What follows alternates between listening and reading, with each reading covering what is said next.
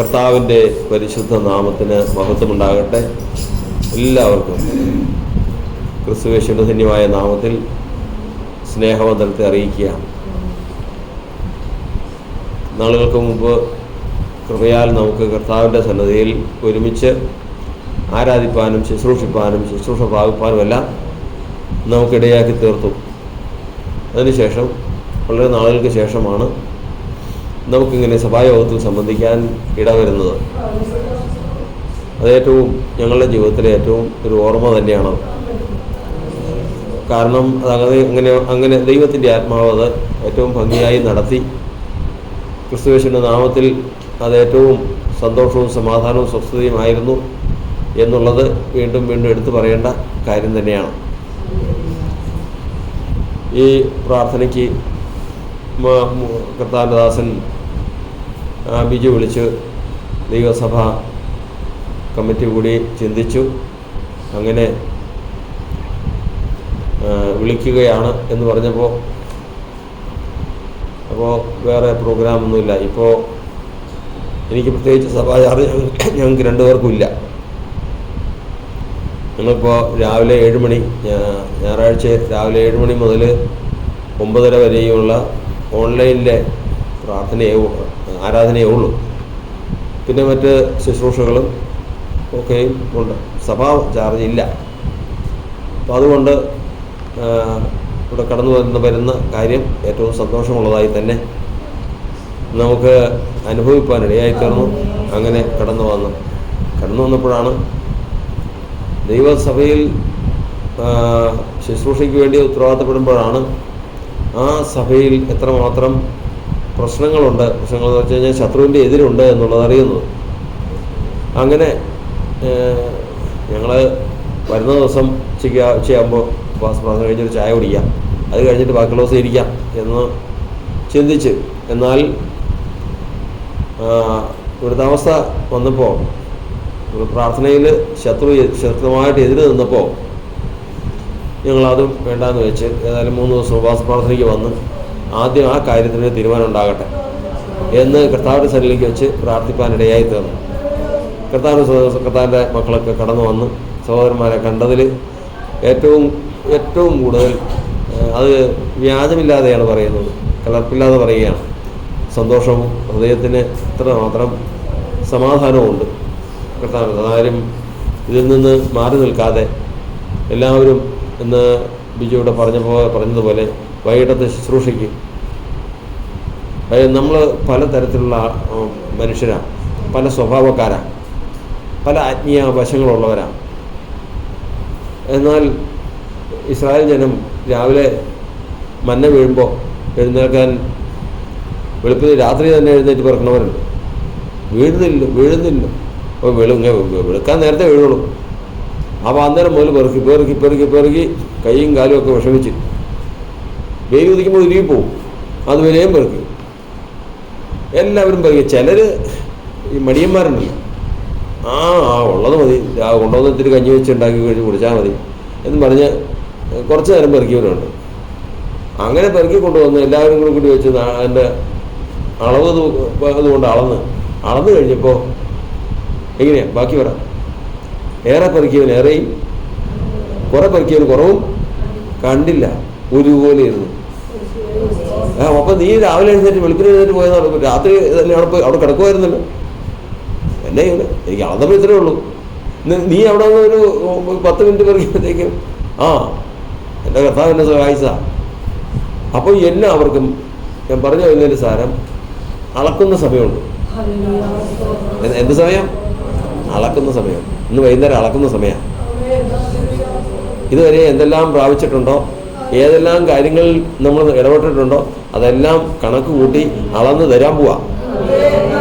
ആരും മാറി നിൽക്കരുത്. അങ്ങനെയുള്ള പ്രശ്നങ്ങളൊന്നും ഇല്ലല്ലോ. എന്തെങ്കിലും ഉണ്ടെങ്കിൽ ശത്രു കൊണ്ടുവന്നത് അവന് മുമ്പിൽ നമ്മൾ തോറ്റുപോകുന്നത് എന്തിനാ തോറ്റുപോകുന്നേ? പാടില്ല, അത് പാടില്ല. കഴിഞ്ഞ ദിവസം നമ്മൾ ചിന്തിച്ചല്ലോ, നമുക്ക് കൂട്ടവകാശികളെ കുറിച്ച് ചിന്തിച്ചല്ലോ. കൂട്ടവകാശികളുടെ കാര്യത്തെക്കുറിച്ച് അതിൻ്റെ ഒരംശം പോലും നമ്മൾ പറഞ്ഞില്ല. അത് കഴിഞ്ഞതിന് ശേഷം ഞാനീ പറയുന്ന വിഷയങ്ങൾക്കെല്ലാം ഞാനിത് കഴിയുമ്പോൾ ഓർക്കും, നോക്കിയിരിക്കും, ഒരാളൊരു സംശയം, അത് ഏത് അതിനപ്രകാരം തൻ്റെ ദാസനെ പറഞ്ഞേ എന്നൊരു ചോദ്യം. നന്നായിരുന്നു കേട്ടോ, അന്നത്തെ പ്രസംഗം എന്ന് പറഞ്ഞാൽ നല്ല ഉഗ്രം പ്രസംഗമായിരുന്നു. ഈ വർഷങ്ങളായിട്ട് നല്ല പ്രസംഗത്തിൻ്റെ വചനമാണെന്ന് അദ്ദേഹത്തിന് അറിയില്ല. അപ്പോൾ അതൊന്ന് ചോദിക്കണ്ടേ, വേണോ? അപ്പോൾ ഞാൻ പറയുന്നതിന് ഏതിനും തെസ്സലോനിക്കയിലുള്ളവർ ബെരോവയിലുള്ളവരെക്കാൾ ഉത്തമന്മാരായിരുന്നു. കാരണം അവർ വചനം കേൾക്കുകയും കേട്ടിട്ട് വീട്ടിൽ പോവില്ല, അവനെന്ത് ചെയ്യും? പുസ്തകം തുറന്നു നോക്കിയിട്ട് അത് അങ്ങനെ തന്നെ ഒന്ന് പരിശോധിക്കുകയും ചെയ്യും. അപ്പോൾ ഉത്തമന്മാരുടെ ലക്ഷണമാണ് എന്ത് കിട്ടിയാലും വിഴുങ്ങുക എന്നുള്ളതല്ല, എന്ത് കിട്ടിയാലും വിഴുങ്ങും. കുഞ്ഞാടിൻ്റെ സ്വഭാവം എന്താ? അതിങ്ങനെ തിന്നു കഴിഞ്ഞാൽ അത് ഒഴുകിക്കൊണ്ടിരിക്കും. അത് കഴിഞ്ഞതിന് ശേഷം അതൊരു സ്വസ്ഥമായിട്ട് ഒരു സ്ഥലത്ത് ഇരുന്നതിന് ശേഷം തികട്ടി വരും. വന്നിട്ട് അത് ചവച്ച് ഇറക്കി അങ്ങനെ പറ്റണത് മാത്രമേ പ്രാപിക്കുള്ളൂ, അല്ലാത്ത പ്രാപിക്കില്ല. അതുകൊണ്ടാണ് പന്നിയുടെയും ഇതിൻ്റെയും പന്നി ഇതും ഈ ആടും തമ്മിലുള്ള വ്യത്യാസം. അവിടെ ഒരാൾ പറഞ്ഞ് അവിടെ ഹോസ്പിറ്റലിൽ പുറത്ത് തുണി ഉണക്കാനായിട്ടിരുന്നതാണ്. അപ്പോഴത്തേക്കും ആരും ഒച്ചയെടുക്കുന്നതായിട്ട് ഓടി ചെന്നപ്പോഴത്തേക്കും അവിടെ പരിസരത്ത് കഴുത നടപ്പുണ്ടായിരുന്നു. ആ കഴുത പാൻസ് നിന്ന് എന്ന് പറഞ്ഞു കഴിഞ്ഞാൽ ഇന്നതൊന്നുമില്ല, കിട്ടണമില്ല. ഇന്ന് ഇവിടെ പറയുന്നെങ്കിൽ നാളെ അപ്പുറത്ത് പറയുകയാണെങ്കിൽ അത് റെഡി. അയ്യോ ഞാൻ പോകുമ്പോൾ ഒരു ധ്യാനം ഉണ്ടായിരുന്നു അവിടെ എല്ലാവരും കൂടെ പറഞ്ഞ് എല്ലാവരും കൈ പൊക്കി പിടിച്ച് നിൽക്കാൻ പറഞ്ഞ് ഞാനും നമ്മൾ ഏതായാലും കർത്താവിനെയല്ലേ പറയണേ, ഞാനും കൈ പൊക്കി പിടിച്ച് നിന്ന് അവിടെ അവിടെ കേൾക്കണം. അപ്പോൾ അതും കേൾക്കും. ദൈവത്തിൻ്റെ വചനം പറയുന്നത് എന്ത് കേൾക്ക്, പക്ഷെ അതെന്ത് ചെയ്യണം? അത് സംഗ്രഹിച്ചതിന് ശേഷം അത് അങ്ങനെ തന്നെ ഒന്ന് പരിശോധിച്ച് അത് അങ്ങനെ തന്നെയെങ്കിൽ മാത്രമേ ഉള്ളിൽ പ്രാപിക്കാവൂ, ഇല്ലാതെ പ്രാപിക്കരുത്. അങ്ങനെ വരുമ്പോഴാണ് അവരെ ആടുകളായിട്ട് ദൈവത്തിന് മുമ്പാകെ എണ്ണപ്പെടുന്നത്. അവർ കുഞ്ഞാടുകളാണ്. അവരൊക്കെ എന്തെങ്കിലും കേട്ട് കഴിഞ്ഞാൽ വിശ്വസിക്കുന്നതല്ല. കണ്ട അതും ഇതും കൊടുത്താൽ അത് തിന്നോയില്ല. അതിന് അതിൻ്റേതായ ഭക്ഷണമുണ്ട്. അപ്പോൾ അത് നമ്മൾ ഗ്രഹിച്ചു കൊള്ളണം. ഏത് കാര്യത്തിനും ഒരു കാര്യം ഉണ്ടെങ്കിൽ ഇനി അതിന് പിൻബലം കുറവാണെങ്കിൽ അത് അങ്ങനെ തന്നെ പറയും. ഇന്നതെന്ന് പറഞ്ഞു കഴിഞ്ഞാൽ വരും. കഴിഞ്ഞ ദിവസം നമ്മൾ അതിനെക്കുറിച്ചൊക്കെ പറയാൻ ഇടയായി തീർന്നു. മനുഷ്യൻ്റെ നമ്മൾ ഇവിടെ നിന്ന് ഈ ശരീരം അങ്ങ് വിട്ട് കഴിഞ്ഞാൽ നിന്ന് പുറത്തേക്ക് ഇറങ്ങുന്നത് ഏതാ?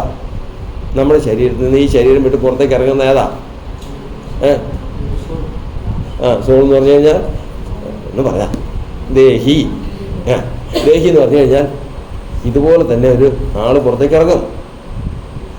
ഈ പുറത്തേക്ക് ഇറങ്ങിയ ആൾക്ക് എന്ത് വേണം? ഇപ്പം നമ്മൾ കഴിക്കുമ്പോൾ വെളിച്ചം കാണണമെങ്കിൽ എന്ത് വേണം? കണ്ണ് വേണം. ശബ്ദം കേൾക്കണമെങ്കിലോ ചെവി വേണം. സ്പർശിക്കണമെങ്കിൽ ത്വക്ക് വേണം. ഇങ്ങനെ നമുക്ക് എത്ര ഇന്ദ്രിയമുണ്ട് പറഞ്ഞേ? 5 ഇന്ദ്രിയമുണ്ട്. ഈ 5 ഇന്ദ്രിയവും ഇത് പുറത്തേക്ക് ഇറങ്ങുന്നതിനും ഉണ്ടാവണം. ഈ ശരീരത്തിൽ നിന്ന് പുറത്തേക്ക് മരിക്കുമ്പോൾ ഇറങ്ങുമ്പോൾ അവനും എന്തുണ്ടാവണം? അതില്ലാത്തവരാണ് എന്ന് പറയും. അതില്ലാത്തവരെ കുറിച്ചൊന്ന് പറഞ്ഞേ. ഒരു നാളും വെളിച്ചം കാണുകയില്ല. സങ്കീർത്തനം പറയുന്നത് എന്താണ്? അവർ വെളിച്ചം കാണില്ല. അവർ തങ്ങൾ പിതാക്കന്മാരെ അവരോട് ചെയ്യും ഒരു നാളും വെളിച്ചം കാണില്ല. ഇനി അടുത്തത്, ദുഷ്ടന്മാർ ലജ്ജിച്ച് പാതാളത്തിൽ മൗനമായിരിക്കട്ടെ. ശബ്ദം വരില്ല, ശബ്ദിക്കാൻ പറ്റില്ല, സംസാരിക്കാൻ പറ്റില്ല. മുഖത്തെന്തായിരിക്കും? ലജ്ജയായിരിക്കും. അപ്പോൾ എന്തൊക്കെയായി?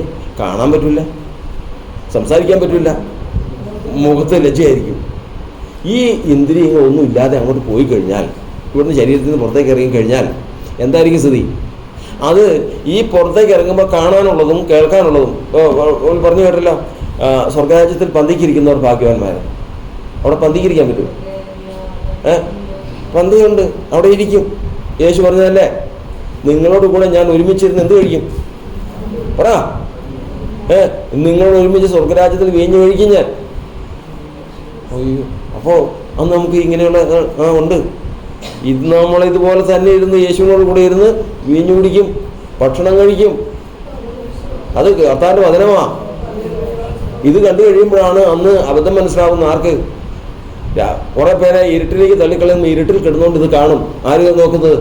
അബ്രഹാമിനും ഇസ്ഹാക്കിനോടും യാക്കോബിനോടും കൂടെ ഇതാ പെരുങ്ങാട് സഭയിലുള്ളവരെല്ലാവരും ഇരുന്ന് പന്തിക്കിരുന്ന് സന്തോഷിച്ച് ഭക്ഷണം കഴിച്ച് വെളിച്ചം കണ്ട് പാനം ചെയ്ത് സന്തോഷിക്കുമ്പോൾ ഇരുട്ടിൽ കിടക്കുന്നവരവർ കാണും. അന്നേരമാണ് എന്തുണ്ടാവുന്നത് എന്ന് പറഞ്ഞേ?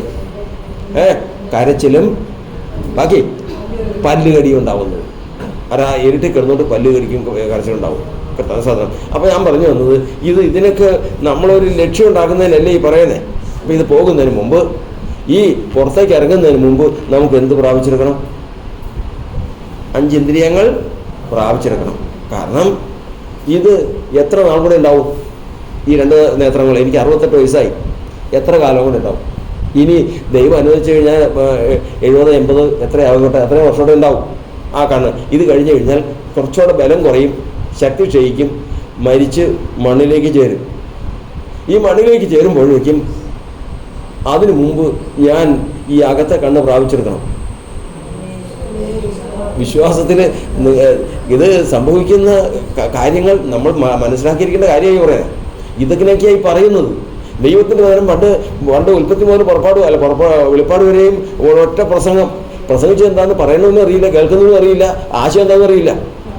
ആ കാലമല്ല ഈ അന്ത്യകാലത്തെന്ന് പറഞ്ഞു കഴിഞ്ഞാൽ ദൈവം അതായത് ഒരുക്കി വാർത്തതുപോലെ വാർത്തെടുത്ത് ക്രിസ്തുയേശു എന്ന തലയോളം വളർത്തുന്ന ഒരു കൂട്ടത്തെ കർത്താവ് ഒരുക്കിക്കൊണ്ടിരിക്കുക.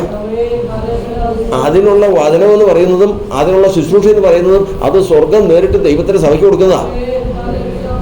അതിൽ കൂടിയാണ് ഒരു മനുഷ്യൻ ഉറപ്പ് പ്രാപിക്കുന്നത്. അതുകൊണ്ടാണ് പറഞ്ഞിരിക്കുന്നത് മരിക്കുന്നതിന് മുമ്പ് അത് പ്രാപിക്കണം.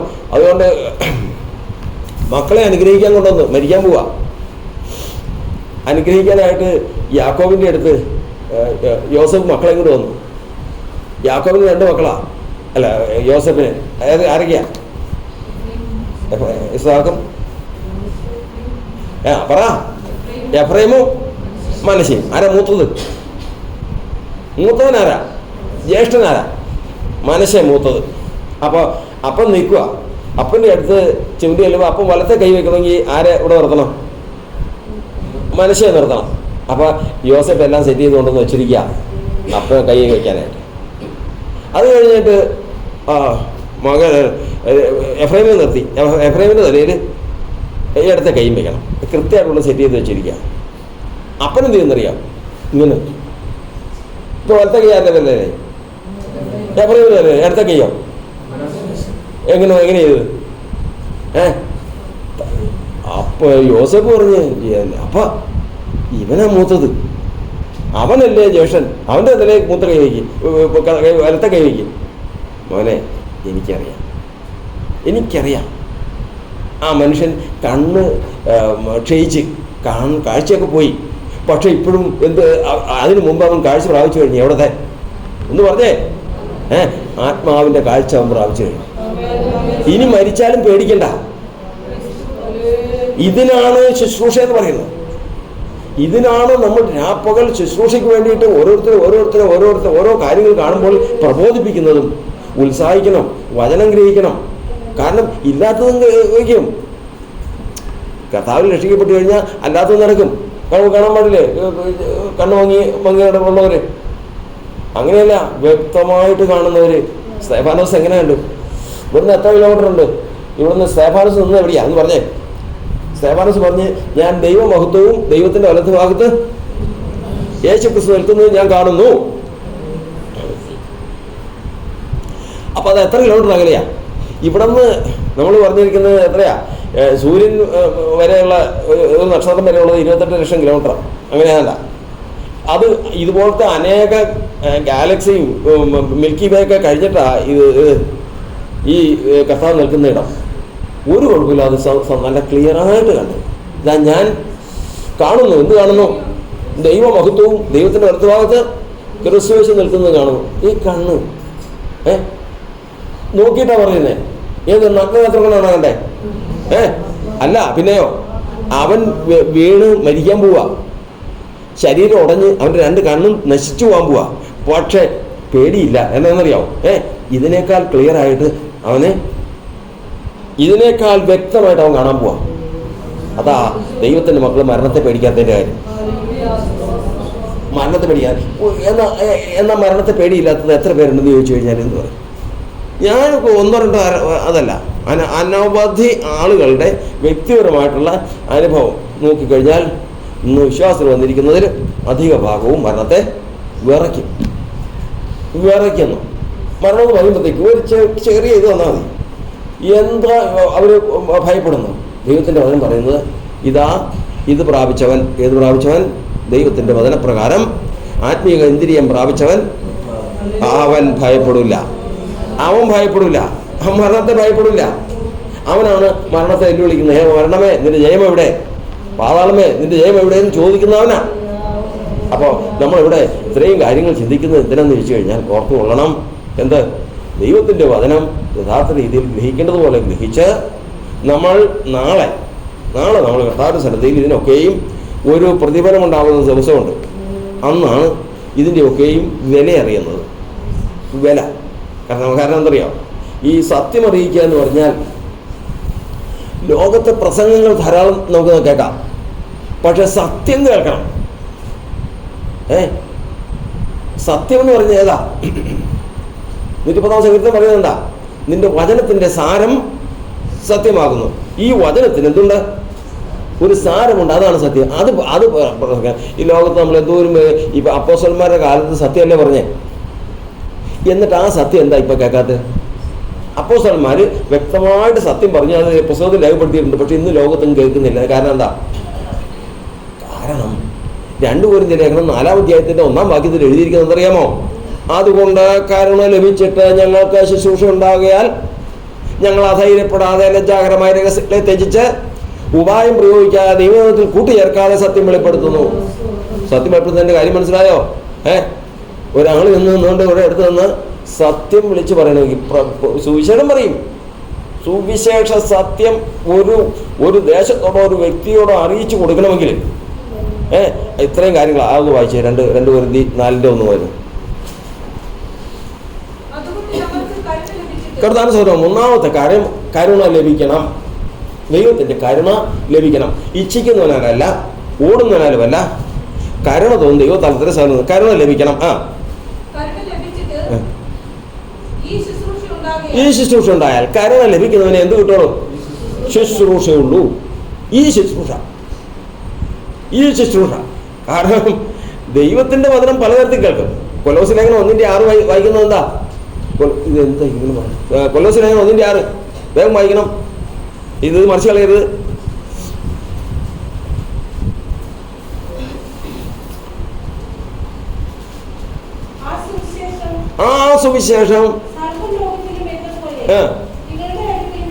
ആ സുവിശേഷം സർവ്വലോകത്തിൽ വന്ന പോലെ നിങ്ങളുടെ അടുക്കലും എത്തി.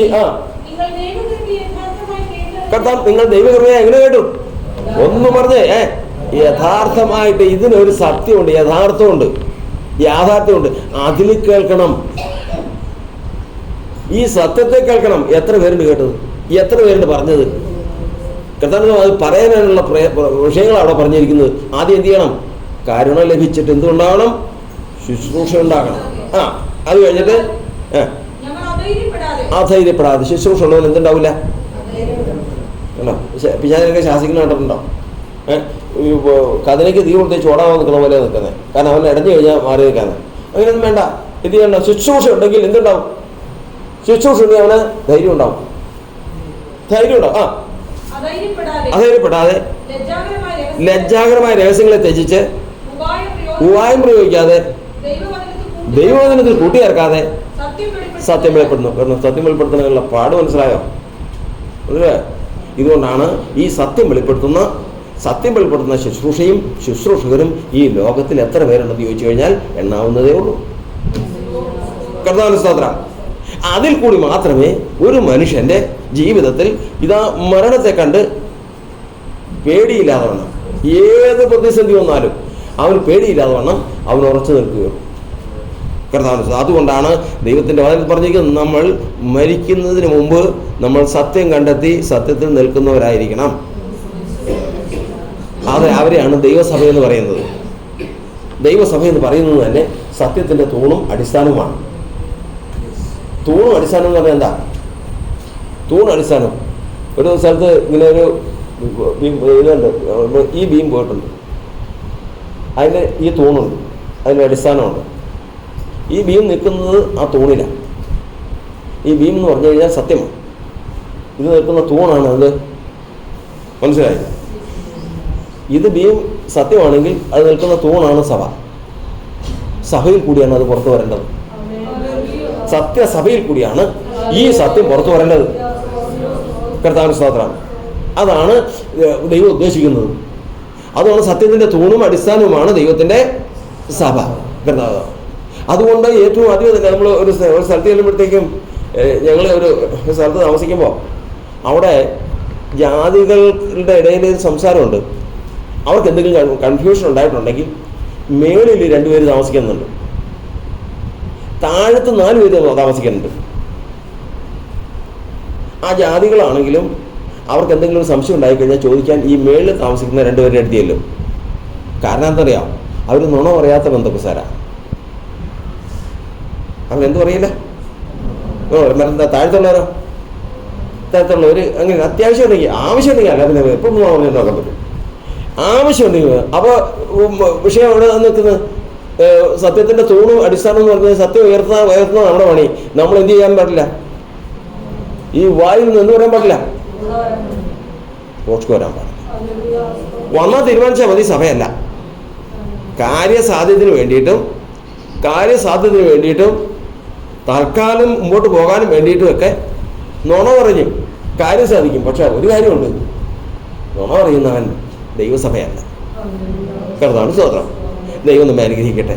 ദൈവത്തിൻ്റെ വചനവുമായിട്ടുള്ള ബന്ധത്തിൽ നമ്മൾ അന്ത്യം വരെയും ഉറച്ചു നിൽപ്പാൻ കർത്താവിൻ്റെ ആത്മാവ് നമ്മെ സഹായിക്കട്ടെ. ഹല്ലേലൂയ.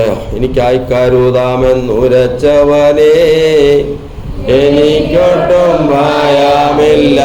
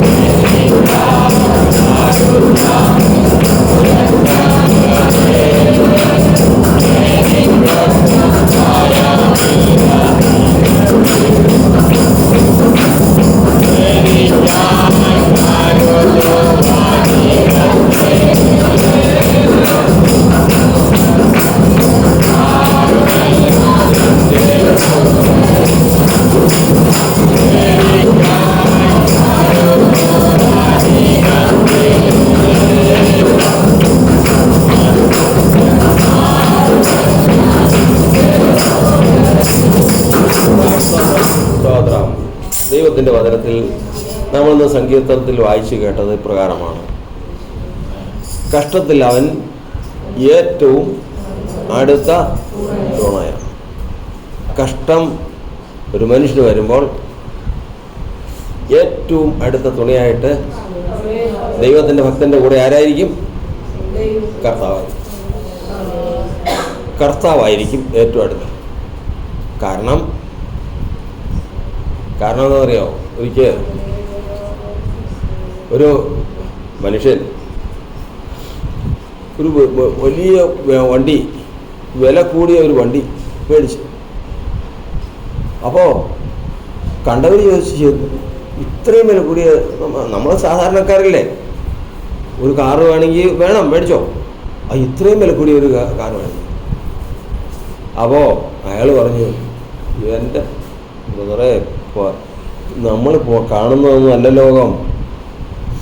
ഇന്ന് എനിക്ക് 10 ലക്ഷം രൂപ അതേ കൈവായ്പ ചോദിച്ചു കഴിഞ്ഞാൽ അത് മതിയോന്നാണ് ചോദിച്ചെടുത്ത് തന്നെ. അപ്പോഴെടുത്ത് തരും. അത് തന്നെയല്ല, പലിശയിലൊക്കെ വളരെ ഇളവ് തന്നു. എന്താണോ കർത്താവ് സ്തോത്രം. ഇന്നലെ ഇവിടെ നമ്മുടെ വയനായിലെ തമ്പി ഇവിടെ വന്നു. തമ്പി സംസാരിച്ച് കഴിഞ്ഞപ്പോഴത്തേക്കും പറഞ്ഞു, ദുബായിക്ക് പോവാ. അതെന്നാ ഇപ്പോൾ ഇത് ദുബായിക്ക് പോകണം? അവിടെ എന്നെ ശമ്പളം എന്ത് കിട്ടും? ശമ്പളം നോക്കിയപ്പോൾ വലിയ ശമ്പളമൊന്നുമില്ല, ചെറിയൊരു ശമ്പളം. പിന്നെ എന്തിനാ ഇപ്പോൾ അങ്ങ് പോകുന്നത്? എൻ്റെ പാസ്റ്ററെ ഒന്നും പറയണ്ട. ഒരു 3-4 മാസം മുമ്പ് ഒരു മോൾക്ക് അഡ്മിഷന് വേണ്ടിയിട്ട് അത്യാവശ്യം ചോദിച്ച് പൈസ തന്നു. പലരുടെ അടുത്ത് ചോദിച്ചിട്ട് 10 പൈസ തന്നു, കാര്യം നടന്നില്ല. അതേ സമയത്ത് ഞാൻ ഗൾഫിലാണെങ്കിലുണ്ടല്ലോ, ചോദിക്കുന്ന പൈസ കൈ കിട്ടും. അപ്പോൾ നമ്മളതിൽ നിന്ന് പഠിക്കുന്നത്, ഇപ്പം ലോകത്തിൽ നമ്മൾ കാണുന്നത്, പൈസ ആവശ്യം വന്നാൽ കിട്ടും. അവൻ ആരായിരിക്കണം? അവൻ ആളുകൾ മതിക്കുന്നവനായിരിക്കണം. പക്ഷെ നമ്മളെ പഠിപ്പിക്കുന്ന അങ്ങനെയല്ല. എന്താ? ദയാകടാക്ഷമുള്ളവൻ അനുഗ്രഹിക്കപ്പെടും എന്ന് പറഞ്ഞു. ദയാകടാക്ഷമുള്ളവൻ അനുഗ്രഹിക്കപ്പെടും. ദയാകടാക്ഷമുള്ളവൻ അനുഗ്രഹിക്കും. കാരണം എന്താ? അവൻ തൻ്റെ ആഹാരത്തിൽ നിന്ന് അഗതിക്ക് കൊടുക്കുന്നല്ലോ.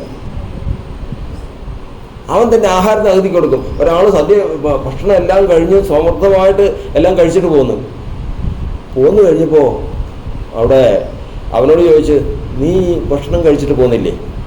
അതൊക്കെ ഇരിക്കുന്ന കണ്ടോ? ഉടുതുണിക്ക് മറുതുണി ഇല്ലാതെ 3-4 പേര് അവിടെ ഇരിക്കുന്നത് നീ കണ്ടായിരുന്നോ? ഒരു പിടി അവ കൊടുക്കായിരുന്നല്ലോ. അയ്യോ ഞാൻ കണ്ടില്ല, ഞാൻ കൊടുക്കാൻ എനിക്ക് വിഷമമുണ്ടായിട്ടില്ല. പക്ഷെ എന്തില്ല, കണ്ടില്ല. കാരണം എന്താ? നോക്കുന്നത് അങ്ങനെയുള്ളിടത്തല്ല നോക്കുന്നത്. എവിടെയാ? എളിയവനെ അല്ല നോക്കുന്നത്, പിന്നെ മുകളിലേക്കാ നോക്കൂ. ലോകത്തിന്റെ ഗതി അതാ, ലോകത്തിന്റെ അവസ്ഥ അതാ. എവിടെ നോക്കിയാലും അവൻ ഇച്ചിരി കെൽപ്പുള്ളവനും അവനത്തിരി അസറ്റ് ബാലൻസ് ഒക്കെ ഉള്ളവനാണെങ്കിൽ അവനെ മാനിക്കും, അവനെ മേൽ ദൃഷ്ടി വയ്ക്കും, അവന് വേണമെങ്കിൽ സഹായം ചെയ്യണോ ചെയ്യും. ലോകത്തിൻ്റെ അവസ്ഥ അതാ. അതുകൊണ്ട് കർത്താവിൻ്റെ വചനം പറയുന്നത്, കർത്താവിൻ്റെ വചനത്തിൽ നമ്മൾ പഠിക്കുന്നത്, ദയാകടാക്ഷം ഉള്ളവനായിരിക്കണം. അവൻ തന്നെ വേറെ ആരെയും കാണൂല. ആരെ കാണും? അഗതിയെയും ദരിദ്രനെയും അവൻ കണ്ണുകൊണ്ട് കാണും. ഇതാണ് കർത്താവിൻ്റെ വചനം നമ്മെ പഠിപ്പിക്കുന്നത്. ഇന്ന് ആ വചനം കേട്ട് കഴിഞ്ഞപ്പോൾ ഞാൻ അത് പറഞ്ഞതുകൊണ്ടാണ്. ഇതുപോലെ നമ്മുടെ ദൈവം ആരാ? നമ്മുടെ ദൈവം ആരാ? കർത്താവ്. ദോഷം കണ്ടുകൂടാതെ വണ്ണം നിർമ്മല ദൃഷ്ടിയുള്ളവൻ, പീഡനം സഹിക്കാൻ കഴിയാത്തവൻ, അവൻ്റെ തേജസ്സുള്ള കണ്ണിന് വെറുപ്പ് തോന്നാൻ തക്കവണ്ണം ഒരു മനുഷ്യൻ്റെയും പ്രവൃത്തി ആയിരിക്കരുത് എന്നാണ് വചനം. അപ്പോൾ ദൈവത്തിൻ്റെ കണ്ണ് എപ്പോഴും എവിടെയായിരിക്കും? എളിയവൻ്റെ മേലായിരിക്കും. അവന് കഷ്ടത വന്നു കഴിഞ്ഞാൽ ഏറ്റവും ആദ്യം ആര് വരും? ദൈവം അവൻ്റെ അടുക്കൽ വരും. ദയാകടാക്ഷം ഉള്ളവൻ ഏറ്റവും ആദ്യം അവൻ്റെ അടുക്കൽ വരും. അല്ലാത്തവരോട് ചോദിച്ചു കഴിഞ്ഞാൽ, നീ എന്തിനാണ് അവൻ അത്രയും കഷ്ടം വന്നിട്ട് ഒന്നും സഹായിച്ചില്ലല്ലോ എന്ന് പറഞ്ഞു കഴിഞ്ഞാൽ അവൻ പറയുന്നത് പറയും, ഞാൻ കണ്ടില്ലല്ലോ. നീ കണ്ണിങ്ങനെയാ, നിന്റെ നോട്ടം എവിടെയാ? നിന്റെ നോട്ടം വേറെ മേളിലേക്കാ. അങ്ങനെയല്ല. നമ്മൾ ഏത് നിലയിലുള്ളതായിരുന്നാലും നമുക്ക് നമ്മുടെ ദൃഷ്ടിക്ക് ഒരിക്കലും മറഞ്ഞു പോകാൻ പാടില്ലാത്തവരാണ് ആര്? എളിയവനും അഗതിയും. കാരണം അവന് കഷ്ടം വരുമ്പോൾ ഏറ്റവും ആദ്യമേ ദൈവം അവനോട് കൂടെ ഉണ്ട്. അതാണ് കർത്താവിന്റെ വചനം സങ്കീർത്തനക്കാരൻ പറയുന്നത്. കഷ്ടങ്ങളിൽ അവൻ എനിക്ക് ഏറ്റവും അടുത്ത തുണയാണ്. എനിക്ക് ഏറ്റവും അടുത്ത തുണയാണ്. കർത്താവിന് സ്തോത്രം. ദൈവം നമ്മെ അനുഗ്രഹിക്കുമാറാകട്ടെ. കർത്താവിൻ്റെ വചനത്തിൽ മൂന്നാമത് പിന്നെയും കർത്താവിൻ്റെ ദാസൻ റോയ് പാസ്റ്ററുകൾ കൂടി കേൾക്കാനിടയായി തീർന്നത് 112 സങ്കീർത്തനം 1 വാക്യമാണ്. അതൊന്ന് വായിച്ചേ.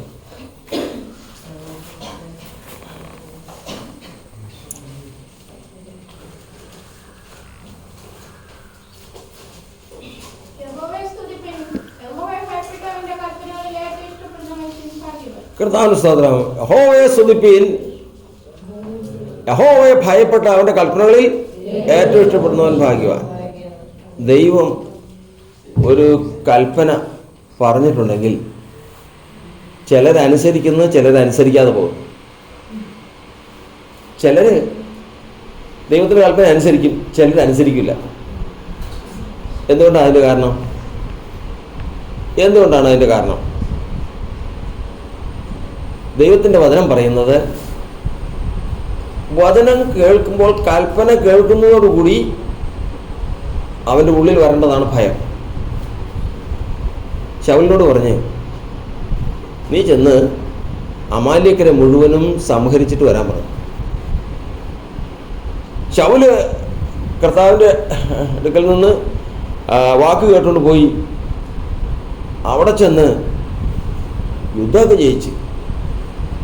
എന്നാൽ കൊഴുത്തതിനെയും നല്ലതിനെയെല്ലാം ദൈവത്തിന് യാഗം കഴിക്കാമെന്ന് ജനം പറഞ്ഞു. ജനം പറഞ്ഞപ്പോൾ ശൗലിന് എതിര് നിൽക്കാൻ കഴിഞ്ഞില്ല. ശൗൽ അനുസരിച്ച് വന്നു കഴിഞ്ഞപ്പോൾ പ്രവാചകനായ ശമൂവേൽ ചോദിച്ചു,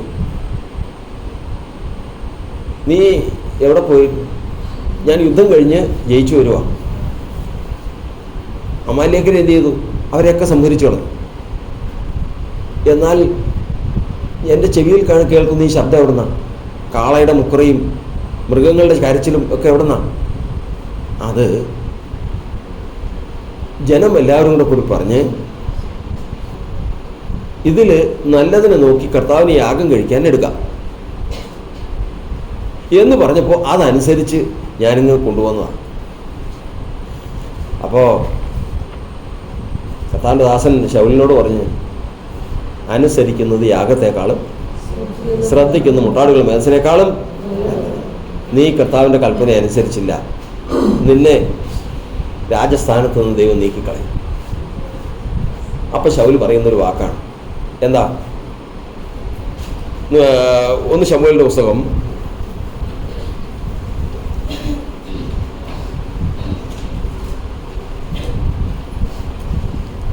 15:24, 15:22 മുതൽ വായിക്കും.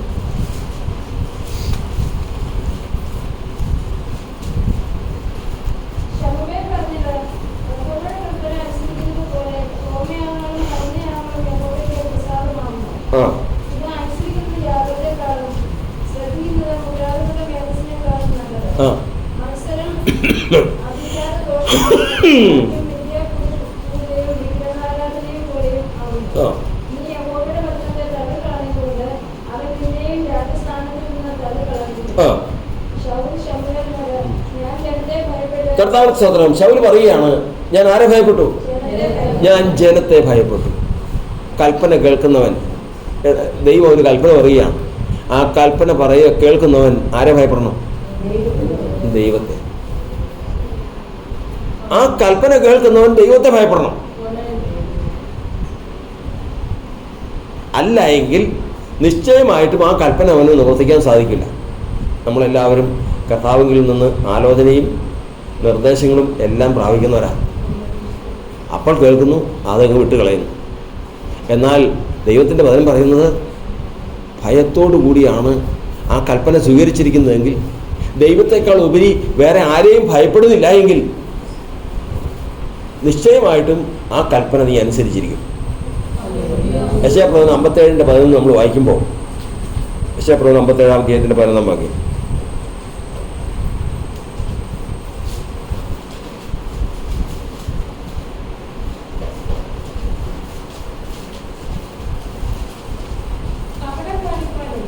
കപടം കാണിപ്പാനും എന്നെ ഓർക്കുകയോ കൂട്ടാക്കുകയോ ചെയ്യാതിരിപ്പാനും നീ ആരെയാകും ശങ്കിച്ചു ഭയപ്പെട്ടത്? ദൈവത്തെക്കാൾ ഉപരി ആരെ ഭയപ്പെടണം? ദൈവമാണ് നിർദ്ദേശിച്ചിരിക്കുന്നതെങ്കിൽ ദൈവമാണ് കൽപ്പിച്ചിരിക്കുന്നതെങ്കിൽ ആ കൽപ്പനയായിട്ട് പോകുമ്പോൾ ദൈവത്തെ ഭയപ്പെടണം. ദൈവത്തെ ഭയപ്പെട്ട് അവൻ്റെ കൽപ്പനകളിൽ ഏറ്റവും ഇഷ്ടപ്പെടുന്നവനാണെങ്കിൽ അത് നിവർത്തിച്ചിട്ടേ വരുമോ? ഇതങ്ങനെ വേറെ ഭയം ഉള്ളിൽ കിടക്കുക, വേറെ ഭയം അവനുള്ളിൽ കിടക്കുക. അതുകൊണ്ട് തന്നെ നിവർത്തിക്കാൻ സാധിക്കുന്നുമില്ല. നമ്മുടെ ജീവിതത്തിലും ദൈവത്തിൻ്റെ കൽപ്പന നിവർത്തിക്കാൻ സാധിക്കാതിരിക്കുന്നതിൻ്റെ കാരണം ഇത് തന്നെയാണ്. എന്താണ്? ദൈവത്തെ ഭയപ്പെടുന്നതിനേക്കാൾ മറ്റെന്തിനെയോ ഭയപ്പെടുന്നു. ഏശാവ് ദൈവത്തെ ഭയപ്പെടുന്നതിനേക്കാൾ മരണത്തെ ഭയപ്പെടുന്നു. ഈ ജ്യേഷ്ഠാവകാശം എനിക്ക് എന്തിന്? ഞാൻ മരിക്കേണ്ടി വരുമല്ലോ. ദൈവത്തിൻ്റെ ജനത്തിന് ഒരിക്കലും മരണഭയം ഉണ്ടാകാൻ പാടില്ല. അവർ ദൈവത്തെ ഭയപ്പെടുന്നവരാ, അവർ ദൈവത്തിന് മുമ്പാകെ മുട്ടുകളെ മടക്കുന്നവരാ. അവർക്ക് മരണഭയവും ശത്രുവിൻ്റെ മുമ്പിൽ മുട്ടുകളെ മടക്കേണ്ട കാര്യവുമില്ല. ദൈവത്തിൻ്റെ വചനം നമുക്ക് ധ്യാനിച്ച് നമ്മുടെ ജീവിതത്തിൽ പ്രാവർത്തികമാക്കാം. അവൻ്റെ ഭയപ്പെട്ട് അവൻ്റെ കൽപ്പനകളിൽ ഏറ്റവും ഇഷ്ടപ്പെടുന്നവൻ ഭാഗ്യവാനാണ്. അവൻ ആ കൽപ്പന നിവർത്തിക്ക് അവൻ്റെ തലമുറ അനുഗ്രഹിക്കപ്പെടും. ദൈവം നമ്മെ അനുഗ്രഹിക്കുമാറാണ്.